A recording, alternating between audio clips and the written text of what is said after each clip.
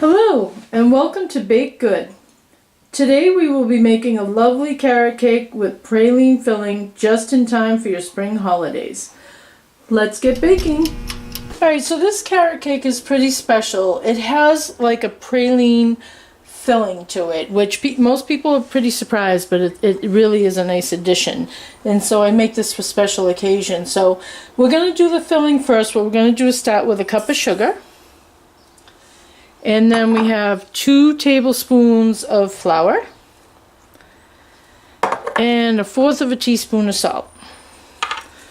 I'm just going to give those a little mix. Alright, and to this is a really decadent cake, but this is for a special occasion.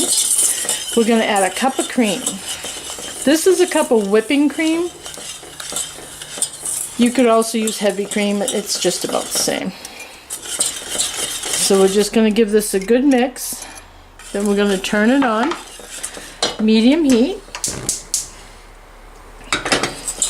Make sure it's good mixed. Now to this also, we are going to add a stick of butter.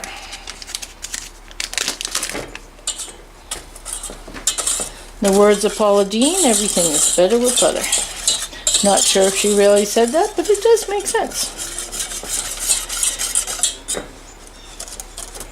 Now we're going to stir this until the butter's melted. Once the butter is melted, we're going to turn it down just to simmer. We're going to reduce the heat and let this simmer for about 30 minutes.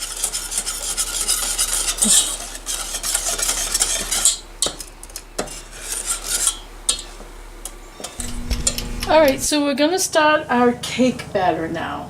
And the first thing we want to do is pour a cup and a quarter of vegetable oil. You could also use canola oil, sometimes I like to use that.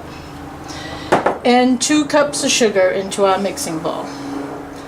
We need to mix these for a minute. We want to make sure they're nice and emulsified. Now, while we do that, we're going to take 2 cups of flour, and we're going to add 2 teaspoons of cinnamon. And I have 2 teaspoons of baking powder and 1 teaspoon of baking soda. And I also have 1 teaspoon of salt. So we're going to give this just a bit of a mix, get it incorporated.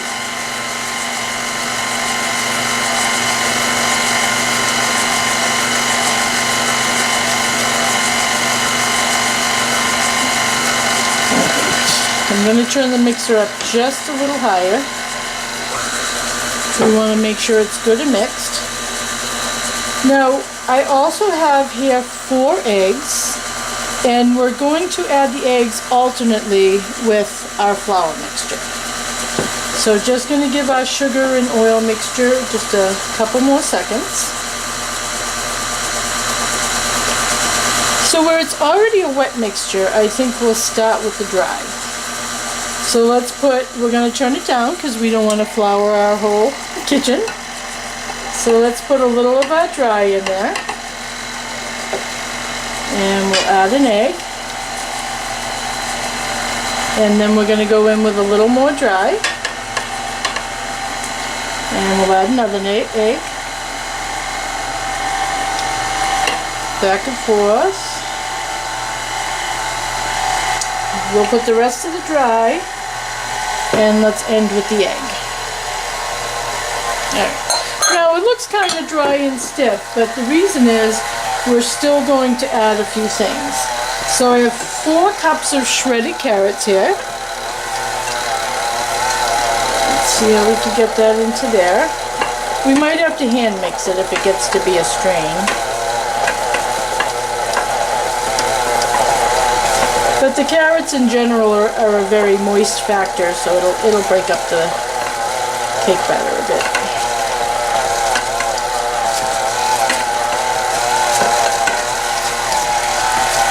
Make sure we get that all. I shredded these myself so they smell nice and fresh. Alright, we also want to add a cup of raisins. This is a really loaded carrot cake. And not to be outdone by the filling, we're adding another cup of chopped pecans. Alright. Just going to give that a little scrape down, make sure everything's incorporated. That looks about right. Give it a little more mix to make sure.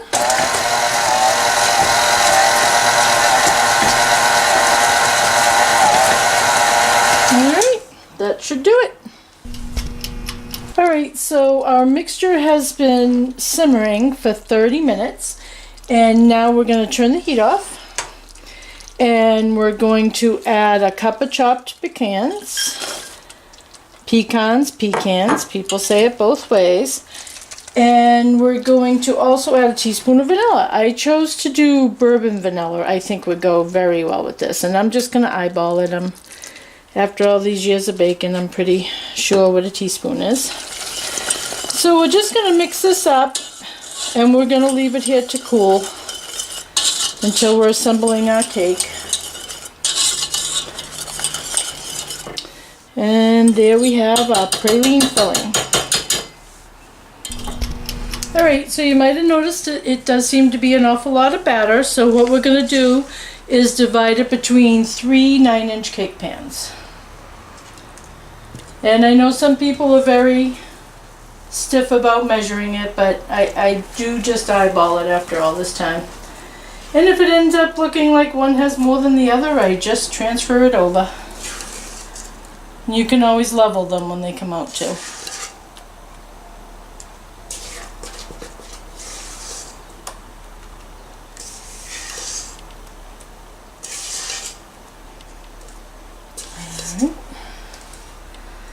So that looks pretty good. Now we're going to put these into an oven at 350 degrees for about 35 or 40 minutes.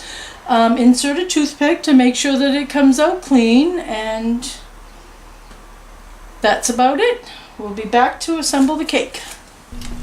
Alright, so on to the frosting. Of course, carrot cake has to have a cream cheese frosting.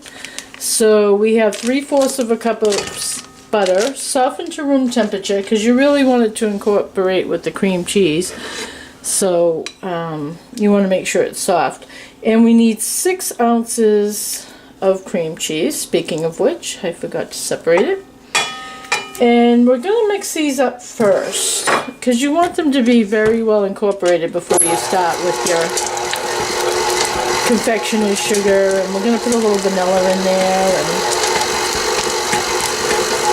it makes a difference, because I'm sure you've all seen that kind of cream cheese with all the little lumpies in it, and that's what we absolutely don't want. Alright. So again, I have the bourbon vanilla, because I think that that goes very well with this cake. And I'm going to put about 2 teaspoons of vanilla in there.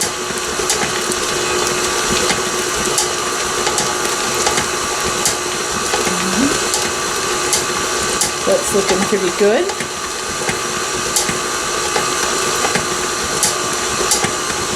I just want to see before I add some sugar. Yep, seems like it incorporated pretty good. So now I have 3 cups of powdered sugar. And we're going to turn it on low, because we don't want the whole kitchen covered in powdered sugar. A little bit at a time.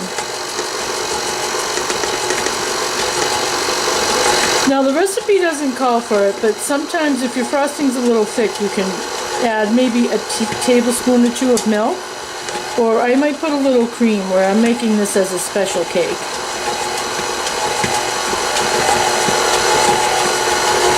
Let's see how it comes together. Usually if you give it a minute or so.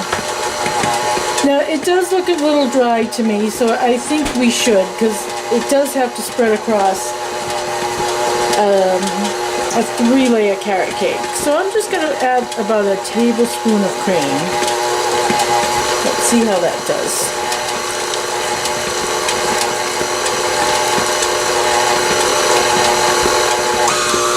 Make that a little faster. Let's see. That's still a little stiff. I can imagine trying to get that on layer cake. So I'm going to add just maybe another tablespoon of cream.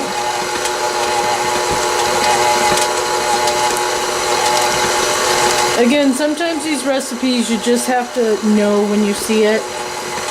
Like I've frosted enough cakes to know that I'm not going to get that across a 3-layer cake if it's that stiff. I mean, you can do it, but we're looking to make our lives easier, not harder. So this looks about right. You can see the consistency's right. We'll just scrape it down a little bit. Make sure all that sugar gets incorporated.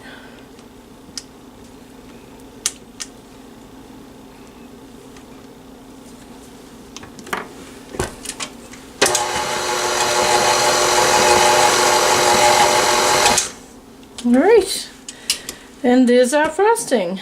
Now to assemble our cake. Okay, so now we're going to assemble our cake. I took the most level of the layers for the bottom to hold it up sturdy. And we have our praline filling. And we're going to divide it in half to put between our layers.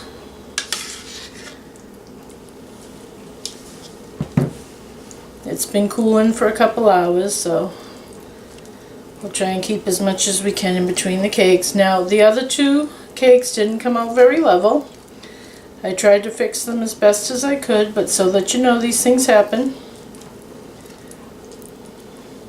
So now we'll put our next level. Hopefully the frosting will cover it all up. It's a little rough on the edges there, but let's see what we can do about covering it up. And this praline should stick together like glue.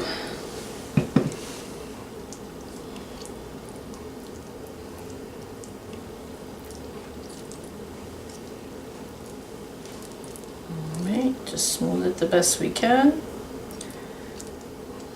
One more layer. This is a pretty tall cake. I think I'm going to flip this layer back over because we want a smooth surface for the top of our cake. Alright, we are falling apart a bit here, but I'll try and frost that first and keep it together. And our praline is leaking out a bit, but these things do happen. This is not Food Network. This is real life, how it goes. I only wish I had 4 or 5 sous chefs in the back room to bring out the other nice, neat one. Alright, so I'm going to start over here and see if I can cover that a bit, help it stick to itself. This is a very moist cake from the carrots and the raisins and very soft. Well, even if we end up making a mess here, it'll be an awful tasty mess.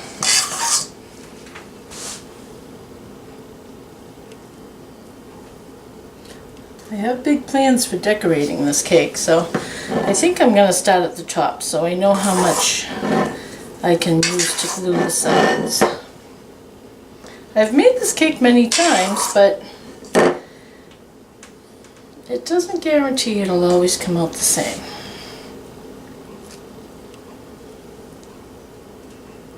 The main part is it's tasty. I don't think anybody would complain.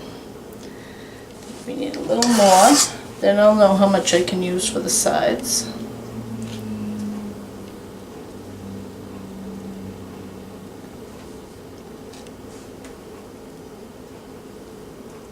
That should be good. That looks pretty decent.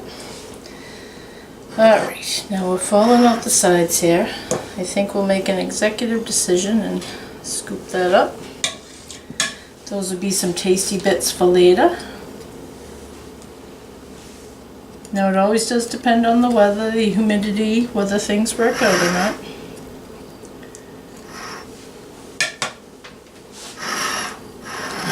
Let's continue this way.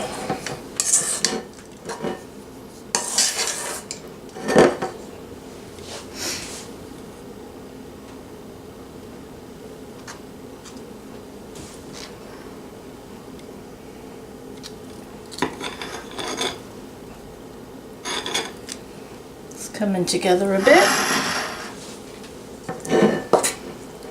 chicken praline there, but we could have worse problems. That's a tasty problem to have.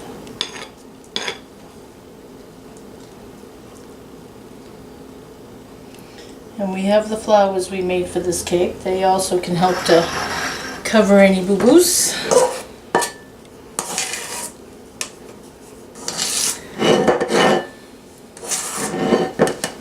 Alright, so I'm going to finish frosting this cake, and we'll be back in a moment to show you our final decorations. Alright, so for our cake, I want about 12 flowers, so I'll probably make 13 or 14 or so just in case they break. And this is what it looks like. They are supposed to be daffodils, but honestly you can make any spring flower you want to say. It's anything depending upon how it comes out. So I made one batch of royal icing, and I dyed almost 90% of it yellow to make the flowers. And then I just left a little bit on of green. And I'm going to do that when we decorate the cake. You'll see how that comes out. I think it's easier to do the leaves on the cake than it is ahead of time, but the flowers must be done ahead of time. So to start with, I have a flower nail, and this tip is a flower petal tip. I did not see the number in case anybody's interested. These are Wilton tips is what I usually get, and this is tip, looks like 104. When you go to the store too and you're looking for tips, they do usually have a picture of what it is that they make. So this is tip 104 and this is tip 3. So what we're going to do is take a flower nail, and I always put just a little bit on the flower nail because I don't want the flower to fall off when we're in the middle of doing it. So we're going to take a piece of wax paper and push it down. So that's our base to put the flower on, and when we're done we could just slide it off instead of trying to get it off of the nail, which some people do. They have these plastic scissors that's supposed to make it easier, but I find this easier, and then they're already on wax paper to dry.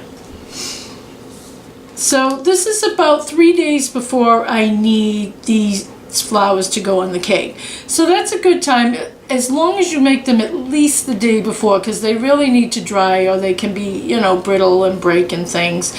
So we're going to go by the flower nail size. That's about the size of the flower I want it. So on my daffodils they have 6 petals. So I'm going to hold the tip with the skinny side towards the center. Now it does take a lot of squeezing. Royal icing is awful thick, but that's what keeps it so stiff. And I'm going to go to the outside of the flower nail and come back, the outside and come back, outside, come back, outside and come back, outside and come back. I'm trying to get 6 good petals. Now, as you can see, like it's a little smushy on one side. It doesn't have to be perfect. Flowers in nature aren't always perfect too. So we're just going to try and push them in a little bit so they have a little bit of a pointy petal, just like a real daffodil would. Just to give it a little shape. And that's honestly too, if that's what you want to do. You don't have to. I actually like the shape of this flower. I think I hate to kind of mess with it.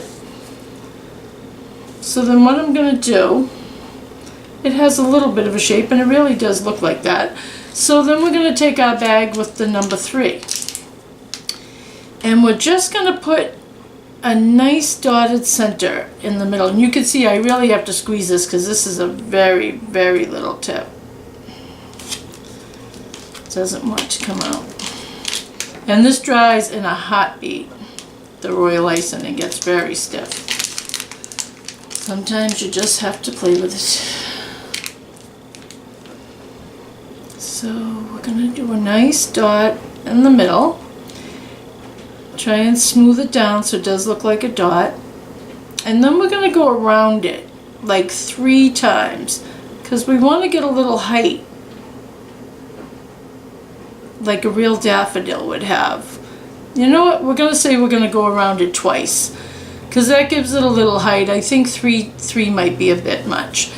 And then we're going to go around the circle a little bit in and out. We just want to make it look kind of like they do in nature.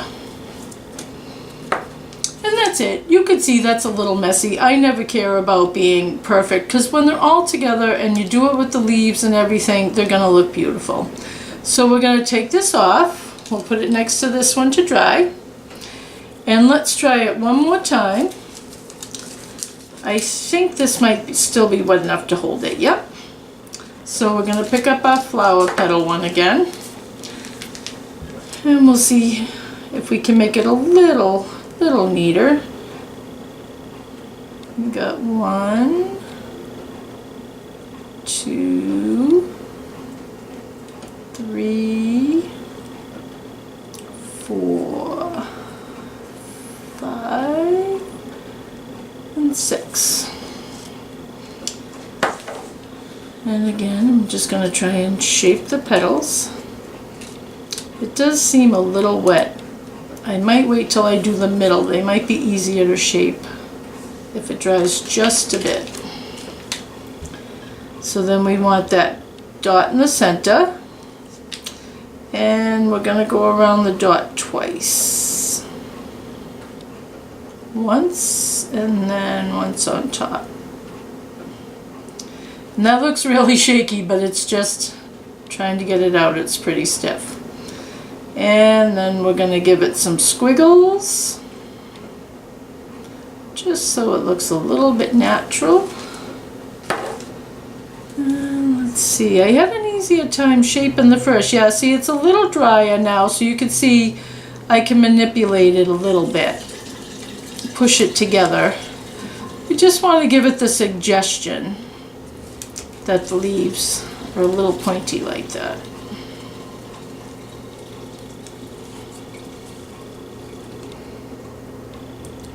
You can always wet your finger too and smooth it down. Alright, so there you are. So, like I said, I'd like to put about a dozen on it, so I think I'm going to make about 13 or 14. It's always easier to do extra at the time when you're doing it than making the cake and then realize you could have used more. So I'm going to finish these up and then we'll be back to show you how we decorate the cake. Alright, so here's our iced cake. I put it in the refrigerator so it'd be a little bit stiffer. You can see it's not the perfect icing job, but we're going to cover it with a bit of flowers and stuff. I started using a tip to make a border around it. It's supposed to look like grass, which it might not now, but it will when it's done. It's tip number 233, it looks like. So I've discovered if you just pull it out quick, it looks more like grass than trying to mound it up. It should be stringy. This is also a tip you could use for hair. So I did some of it because it would take an awful while you sit here and watch me do it. And if I have a little more after I finish my leaves, I might go around it again just to thicken it up a bit. So I'm going to change this tip out so we can make some leaves with our flowers. And the leaf tip looks to be number 352. So we'll put that aside for a moment and let's decide where we might want our flowers. I have my yellow icing again. And I think I'm just going to squirt a little so that it stays. The flowers stay down. Because our icing is thick now, I think I'm going to take off the tip and get a little more out of it than that. Because I'm sure I could press them into the icing, but I don't want to crack the icing or anything, so I'll just put a little on. And I think I want to make kind of a spray of flowers and make it look as though maybe it's coming down the side of the cake. And these are our flowers that we did earlier. They dried overnight, and as you can see, they're not very fragile. They're nice and stiff. Gonna leave a little space because I want to put leaves in there too.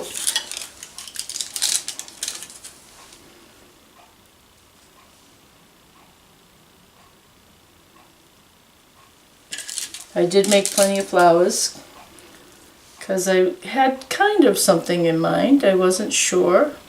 Just to be different, I'm going to overlap them a little different. We don't want them too matchy-matchy or same angle. We want them to look a little bit natural. Whether we achieve that or not, I'm not sure, but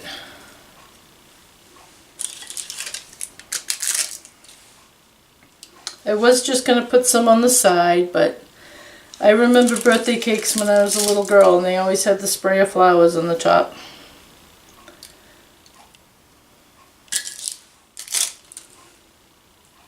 Alright. I'm going to turn it just so you can see what I'm doing. I'm going to continue down the side with a few. Well, you know, maybe we'll go over to this side and start with a few coming down.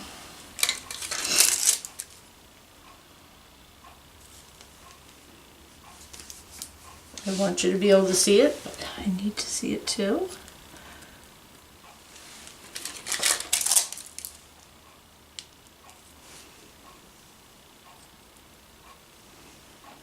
Let's see.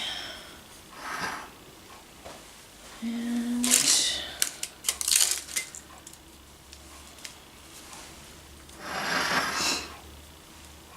put a couple more there. It's one of those things, you can underdo it or overdo it in 2 seconds. So I think I'm just going to add 1 or 2 here, and then with the leaves, I think I'll get the effect that I like. If I have extra flowers, I think my granddaughters would be more than happy to finish them off for me, since they're really just real icing. Alright, so I like that. So we're going to take our leaf tip and just put some leaves in between so it looks a little natural, because you need that green to break up all that yellow. This is royal icing, so we gotta squeeze a bit. And we'll make them go all the different ways, so it looks a bit natural. I know you can't look that natural when it's neon yellow and neon green, but you know what I mean.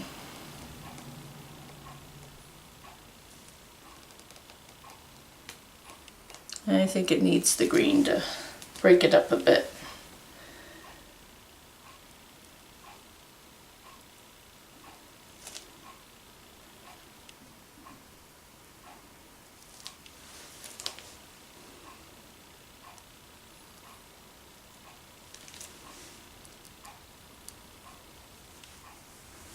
It's looking more like some flowers there.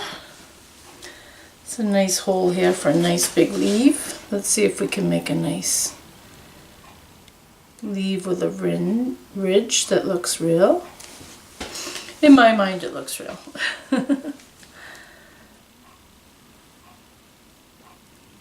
Couple more here. I'm trying to twist it and hold the tip different ways so I get different shapes and different looks out of it. You can make some big, some small. I'm trying to draw it out. Then I'm going to get a couple in here.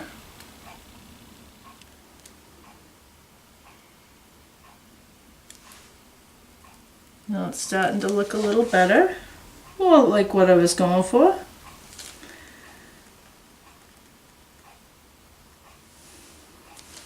That looks pretty good. And let's just get a couple over here.